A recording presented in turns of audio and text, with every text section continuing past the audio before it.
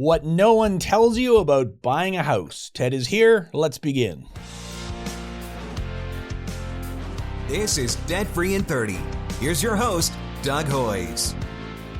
Okay, Ted, you just walked into the studio and you have no idea what we're talking about. You have no cue cards. You probably have no credit cards either.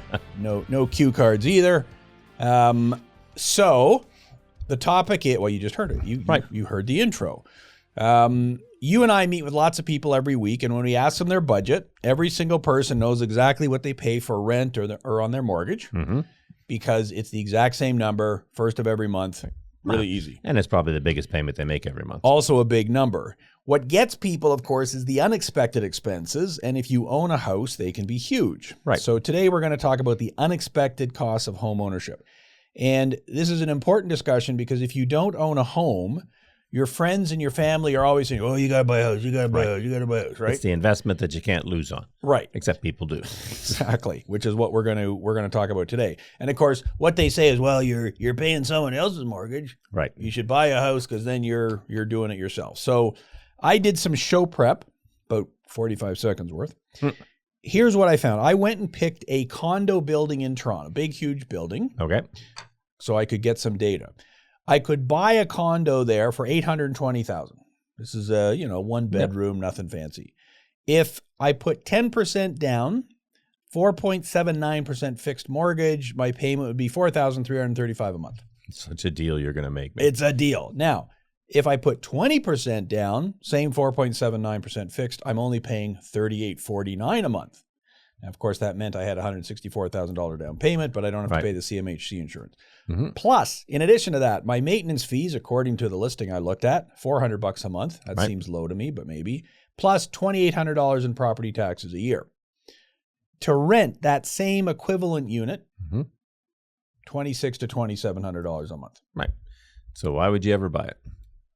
So there's question number one. Yep. And the answer is, well, because condos go up 20% a year forever. Oh, really? And that way you'll end up making money. So that's the first unexpected cost. Is the difference between a mortgage payment and a rent payment is significant. Yeah, that's pretty extreme. I remember it's been years since we've actually done a deep dive on the communities outside Toronto. It used to be 25 or 30% premium. That's more like almost, well, an 80% premium. It's a huge number. Now, of course, I picked one building and I'm cherry picking and all the rest of it. Right. But the point is, and of course, when we looked at this 2 years ago when interest rates were zero, right, it was a big number or less of a difference. The point is, though, it's always more expensive to own than to rent. Now, if you have a 80% down payment, I guess that's not true. Right. But you've foregone, is that a word? Foregone? Foregone, thank you. We'll edit this out at the end. $164,000 that you had to have up front. So it's significant. Okay, so I want to talk about unexpected costs, 3 different areas. The first one being upfront costs. So when you buy the place, obviously you have to pay the $820,000. Right. What else do you have to pay when you buy a house? When you're buying the house. So if you're a first-time buyer, depending on the price, you might actually get stuck with HST. That's one nobody ever plans for, but it's too complicated to talk about here. So we'll skip over that, but I guess the point is you should actually know what you're paying. Well, and the real estate agent is going to assume, the person that you're paying to help you do this, that you know these things, right? I remember the second house I bought was at a price point where the HST wasn't refunded.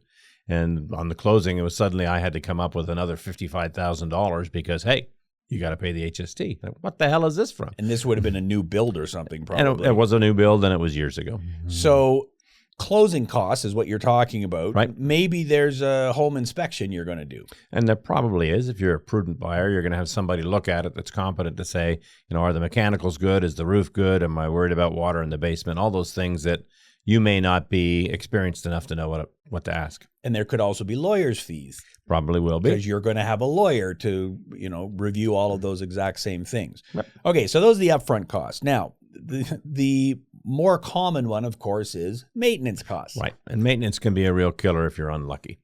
So walk me through. I mean, you've owned a house now for, 60 years Forever. Or whatever it's been. So what are the common things that are always breaking that you have to spend money on? well, let's start at the top of the house. The roof. Right. So most people have got shingled roofs that are good for 25 years. At least that's what they say. So probably somewhere between 15 and 20 years of whenever it was installed, you might start having roof repairs. If the installation wasn't great, you could have them sooner, or if there's been severe weather, maybe sooner. But plan on every 15 to 20 years, you're going to have to replace the roof. And if you have a small house, a little bungalow built, before the war or after the war, whatever, 1,000 square foot house, then the roof is going to cost what? 7 to 10 grand. And if you have a, McMansion, then you could be talking 35, 40 grand. Right. And if they talk you into the steel roofs, which are, I'm not sure they're trendy anymore, or not, double that and add 30. And they last forever, I guess. Supposedly. And probably they're going to want you to put solar panels on the roof. That'll be even worse. Yeah. That'll cost more. So now you're talking about replacing the roof, but what happens when the storm comes through and rips off a few shingles? Right. So you've got minor repairs, and those could happen. Well, it depends on how bad the weather is. Anytime. Right. So, okay, the roof is one. What else goes wrong in a house? Well, so let's go from the top to the bottom since we're there. If you've got a fireplace, you got to worry about the chimney. It's got to be cleaned out every few years. And, after 30, 40 years, they're prone to falling apart too. The pointing, the mortar in between the bricks goes bad. So we've talked about the roof. We talked about the chimney. All right, now we're down to whatever the first floor is. I guess if you have an attic, we can talk about the attic too, because you could have critters in there. Ah, yes. That's a real pleasant one because you get the noise and you get the smell. Yep. Yes, and critters are an actual thing. You can get bats. You can get raccoons. I don't know what else you get up there. Well, in Ontario, wasps are a biggie, right? Yep. And there's it's not like you just go up there with a can of stuff and spray. It's a little more complicated than that. And we had that exact same issue. In fact, I think we've had every single one of those issues. Right. And the solution was to have some guy, in addition to doing the spraying and the whatever, is sealing it off. Yep. And of course, eventually the critters are going to somehow get in anyways. Well, so the preventative thing is you've got somebody comes by a couple times a year that does whatever the preventative stuff is, sprays it with whatever. But you know that they're going to get in at some point. So this is going to be a cost you're going to have some point in your life. The highway into the house for anything that doesn't fly is usually trees. So we've talked about the roof, the chimney, the attic. Well, the way they get into the attic, if it's a four-legged critter, is by the branches that are rubbing up against your house. So you got to have an arborist in to clean up the trees. And again, that's something that maybe you could do yourself if you're good with a chainsaw and if you a don't ladder. mind falling from 20 feet. But it's there are some complications to that as well. Well, and depending on the community, there are going to be bylaws, so you got to be careful. Yeah, you can't just be cutting down trees. Your neighbor could, scream bloody murder because you've destroyed the shade off their hot tub, or you cut the tree and it fell on their house. Yeah, that would be bad. Probably too. wouldn't like that. Well, and even something like mice. Yep. Which you can't stop. You're going to get mice in your house. They're there, and I don't know if I told the story on the podcast or not, but when I went to get my tires swapped out last year, the guy said, "Oh, look at this! You got a mouse nest in your car." Mm-hmm. I'm going, "Well, but I drive that car." Yeah. And he goes, "Yeah, dude, you're driving a 12-year-old Honda. Like you wouldn't notice if there was a mouse in there, anyways." But he had gotten in and had started eating or using the air filter to build some kind of nest. Now, I was really lucky because they didn't get into the wiring, right? Because it's so old a car, they're not using soy-based wiring or whatever. But the point is, I park my car in a garage, right? And so the mouse got in. But you live in Ontario. You've got brick on your house, look at the bottom row of bricks just above the foundation. You'll see that every 3 feet there's a gap. And that's just so if water gets behind the bricks, they can actually flow out. Well, if something can flow out, critters can flow in. And you'll see that it's a 1/4 inch wide and they can get in that. Yep. An exit is also an entrance. Correct. And is there any solution to that? Well, so that if you're really clever, you can get some screening, fold it in half, and put it in all of those things around your house. It's not going to work, but it'll slow them down. Yeah, because eventually they'll pull it out or get through it or whatever. Yeah, right. It's amazing how small an area a mouse or a mole or whatever needs to get in.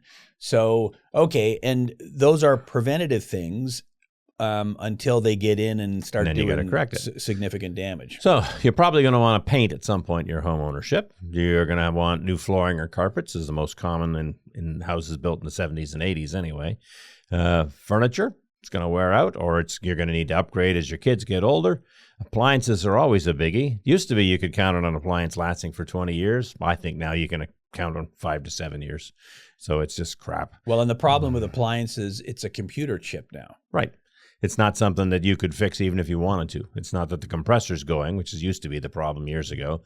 Now it's some kind of diagnostic thing that, oh, well, you just got to throw it out. Yeah, I don't know if there's a belt in a dryer or whatever, but okay, that belt wears out. You put a new belt in. Well, no, okay, I guess maybe there's still one in there, but the computer chip's fried, so you gotta get a new one. Yep. And each of those things, so you got washer, you got dryer, they're not $20 purchases. They're $1,000 or $2,000 or whatever they are. That's right. And the more features you have, the more expensive they're going to be. Because you have to be able to access it on the internet and talk to it on your phone and all the rest of it. Right. Now, you haven't mentioned the HVAC system. I haven't, and that's where now we're getting into the basement. You got your water softener, you got your water heater, you got your heating and ventilation.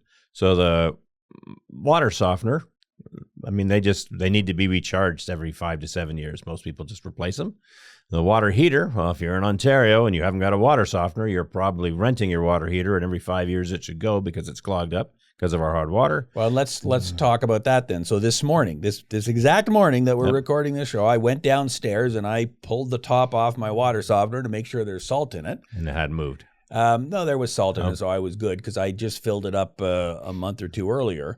But you got to keep an eye on those sorts of things. And of course, a bag of salt is not the most expensive thing in the world. But you got to remember to do it. Right. And, I'm lucky my kids have moved out. But back when I had, teenagers taking 4-hour showers, and you are in that exact same world now.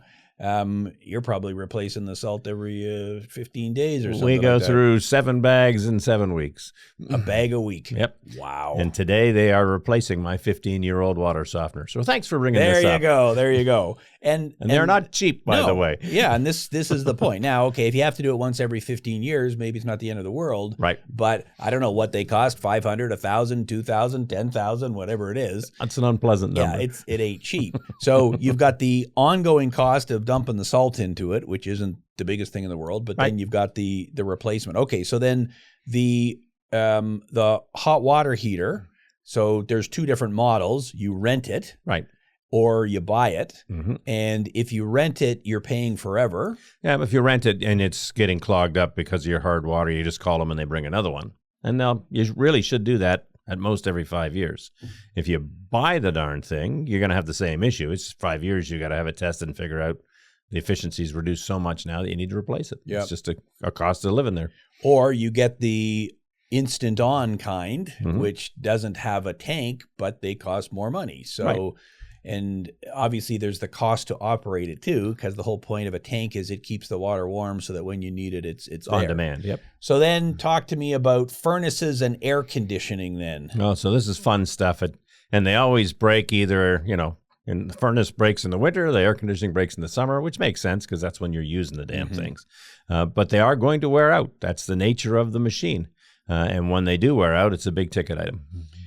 And we had to do exactly what you described, the air conditioner at the start of the spring.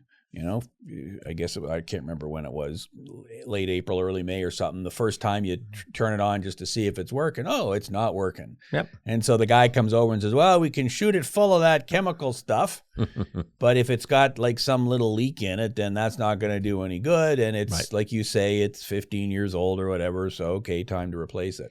So all of those big ticket items, you're looking at somewhere between $1,000 and could be $10,000 or $15,000. Maybe, yep.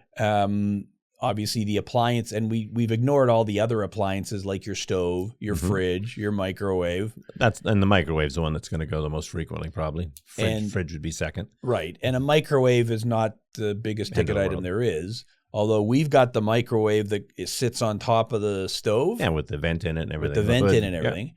And so, of course, do you think I'm competent to replace something like that? No, I don't know. I mean, The fun part is hanging it. Well, that's what I mean. It's the hanging it. Right. And so we just had a guy come and do it, and then it didn't fall down and smash into our stove, and then me and I had to replace a new stove. Right. So, okay, a whole bunch of different things there, and we'll circle back to what all that means. And we only mentioned one thing outside the house, right? The trees. Okay, what else is outside the house? But you've got your walkways, your driveway, all your exterior doors. So you might need paint at some place or just maintenance and repair. Depends on how bad the weather is. Well, and you probably have to shovel your driveway Something has to be done in the winter. And you got to cut the lawn, weed the garden, whatever. And there's a cost to do that. You got to buy a shovel or a snow blower. You got to have a lawnmower or whatever. Yep. So there's often when you buy a house, it's like, okay, now we're going to redo the deck. We're going to do this. And of course, the deck is something that does not last forever either. And all this stuff ends up going on credit cards, but that's a different conversation. Oh, we'll get to that. But yes, you're exactly right. Okay, so we've talked about, because what was the title of the show? Homeownership, the unexpected expenses. Costs. Right. So we talked about the upfront cost when you buy it. Yep. Then we talked about the maintenance costs, which are both the monthly thing. You got to put salt in your water softener. And in our part of Ontario, you pretty much have to have a water softener. Pretty much do. Otherwise, everything's going to get pooched. Yeah, you're just toast. And then there is the capital cost of replacing the water softener, the furnace, whatever. Right. And we'll sort of think practically about what all that means. The third category is unexpected costs. So you know that at some point you're going to have to put salt in your water softener. Yep. But then there's all those things that are unexpected. So on my list here, I have rising interest rates. Yep. Now, whether that's unexpected or you should foresee it, I put it in the unexpected category because your pal Tiff Macklem, the governor of the Bank of Canada, had a press conference in July of 2020 where he said, interest rates are not going up. They're staying low for a long time. I'm not raising rates. And then, of course, a year and a half later, he started raising rates. Right. So the impact of that can be huge, obviously. And dramatic, because it's something you got used to your monthly mortgage payment, whatever it is, and suddenly the interest rate goes from 1.5% to 7.5%, which is what's happened to people this year.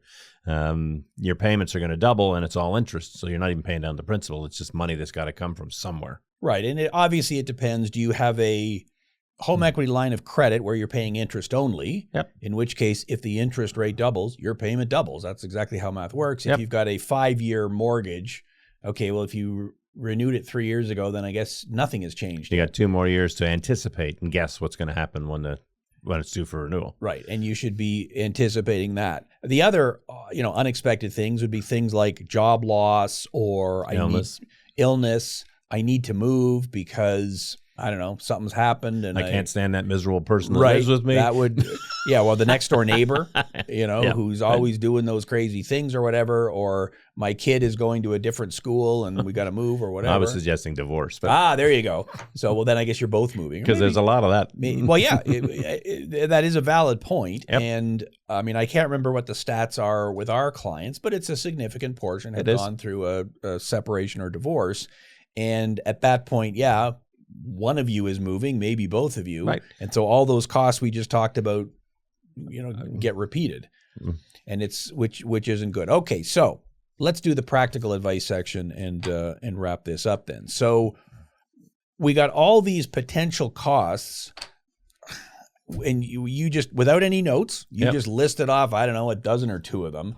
How am I supposed to anticipate them, plan for them? Like, this seems like an impossible task. Well, it's not, and it's not a task that anybody thinks about. So if you ever get involved with a condo corporation and serve on the board, they have to put together planned maintenance schedules. This is the major items we're going to have to do in whatever years, and they have to create reserves for it. Well, people don't do that for their homes because it's on a single family dwelling, it would be too complicated and too difficult to predict. But you really need to build into your budget some sort of emergency fund. And it used to be people would save money. Now, instead of saving money, people make sure that they've got a line of credit. Well, as soon as you use that line of credit, now in addition to the costs of whatever it is that you had to do, you're paying interest as well. Yeah, you raise an interesting point about the condos, because you're right. If I live in this big condo building that I used as my example before, it's the condo corp that has to fix the roof. Right.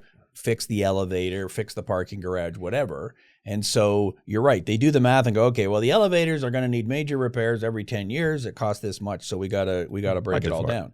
And when you are buying a condo, the first question you want to ask is, so how's the reserve fund? Yeah. And are there any unusual or individual assessments? So they decided for whatever reason they want to paint the building green next year. So there's a special assessment of $2,000 per unit. It's just not normal. Yeah, or we discovered that the parking garage was not built exactly properly. Or it's on Aboriginal graveyard or well, something. or it's in Florida where we get all the, whatever their issues are there. Right. So guess what? We've got to essentially rebuild it. So everyone's getting a special assessment of $10,000. Right. Congratulations, you're kind of whacked.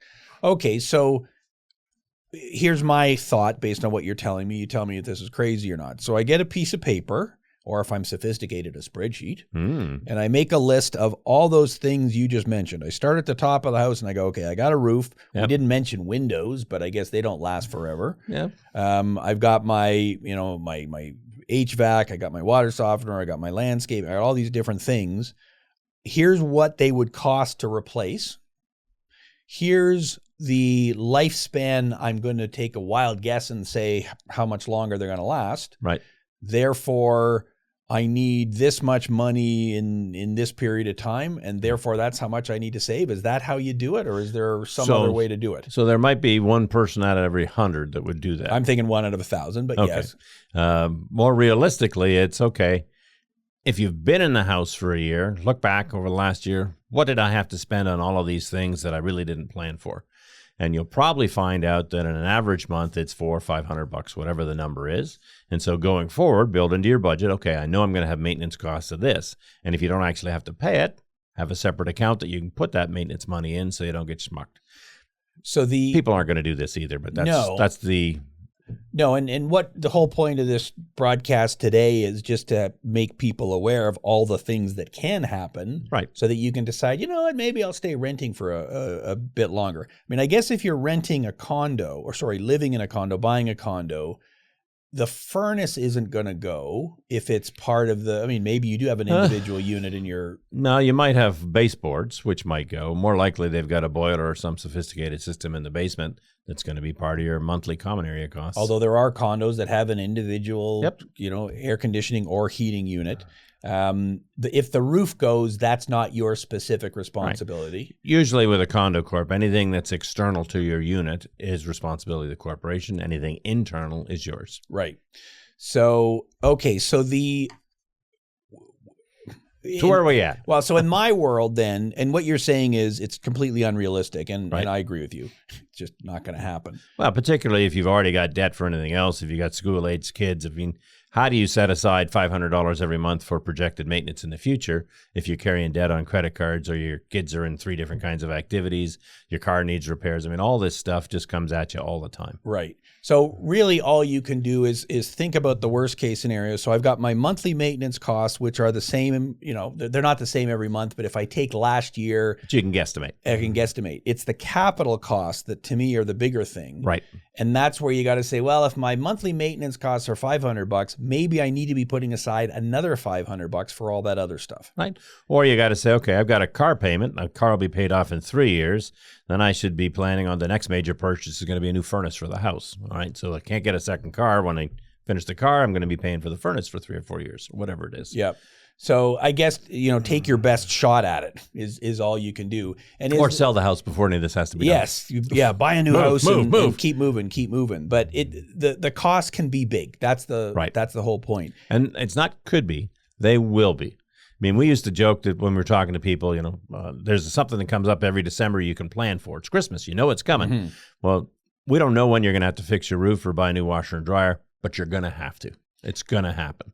And so either you've got to set aside the cash to do that, or you've got to have access to your line of credit. Right. You got to have a plan in place to how is this thing going to be manageable. And I guess I would be thinking about it as, so what is the worst thing that could happen? What's the most expensive thing I've got in my house? Is it the roof? Is it the furnace? Is it I guess if there's a tornado and the roof gets ripped off, you've got insurance. But you could quite easily have a $10,000 bill for something. Sure. Well, if you had to replace let's say a pipe broke in your kitchen and destroyed all your cabinets, your appliances, and your cupboards.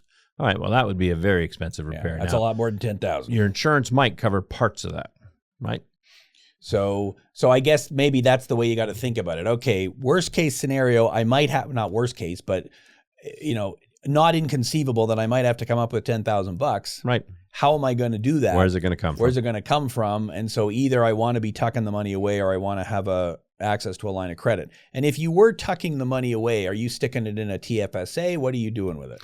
Well, so for this kind of thing, a TFSA is not a bad solution, actually. The trick is to put it someplace where you're not going to be easily able to get at it if you have a whim or an impulse. So you're putting that away for a rainy day.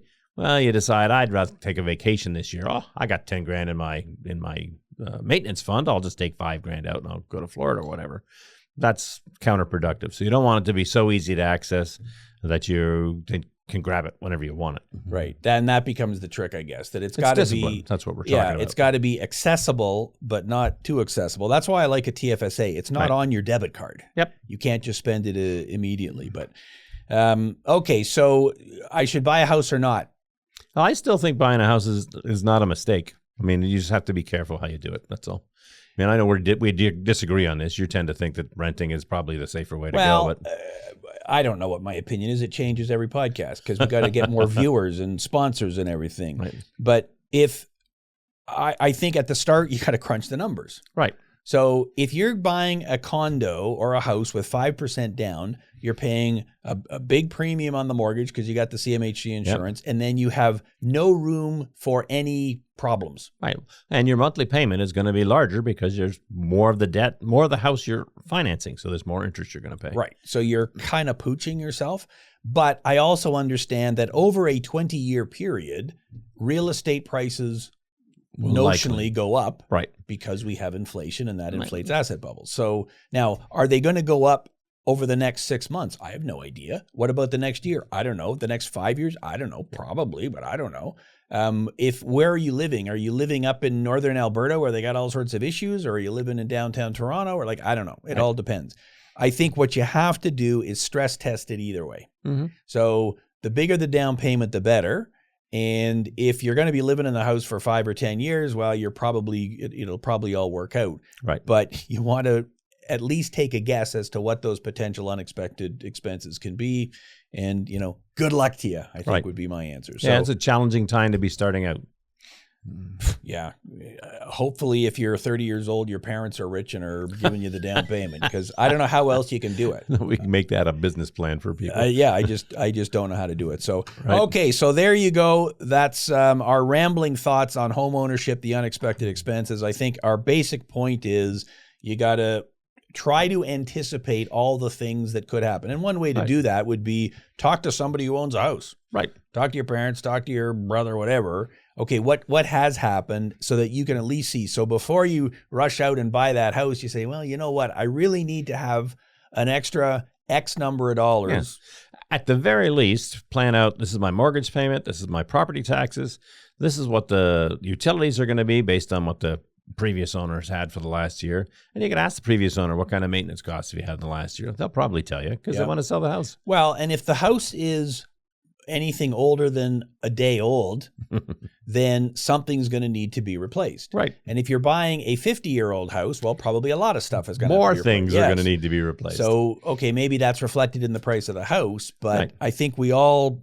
lever ourselves up, buy the house, and forget about all the backstory. So there you go. So there you go. You can put your stories in the comments about all the unexpected things that happen and give your advice. I just realized for the YouTube viewer, we forgot to turn our fancy lights on here. Oh. So people are going to be look cloudy, dark? Oh, they look dark. They look dark. Well, it's a dark topic. I know. Was there some reason for that? Foreboding. We're working with imagery now. Very, very foreboding. So, and let's also remind the viewer, last month, in the month of May, we released Debticized, how our reliance on credit leads to price inflation. And I believe in that documentary we talked about real estate. That was one of the chapters. There was one of the chapters. 4. Yes, I think Ron Butler was on there talking about supply and demand and all this sort of thing. So it's relevant to that. So if you haven't watched it yet, and I assume everybody has, we've had many, many, many thousands of views. It's now exclusively on YouTube. I assume at some point it'll be on every platform, but right now it's on YouTube. Right. There is no audio version, so most of our listeners to this podcast are audio listeners, so they have no clue what I'm saying that we didn't turn on the lights. But so you have to see it to get it. It's had a lot of views. It's thought-provoking. Ted and I are in it. We are. We're definitely in it. So check it out on the Debt Free in 30 YouTube channel. That is our show for today. Until next week, thanks for listening. I'm Doug Hoyes. That was Debt Free in 30. Look at that. It's like we've done it before. Sean's going to yell at me. You didn't turn on the lights. What are you, an idiot? So, yeah, that's why we come. Should have said, well, we haven't found any sponsors.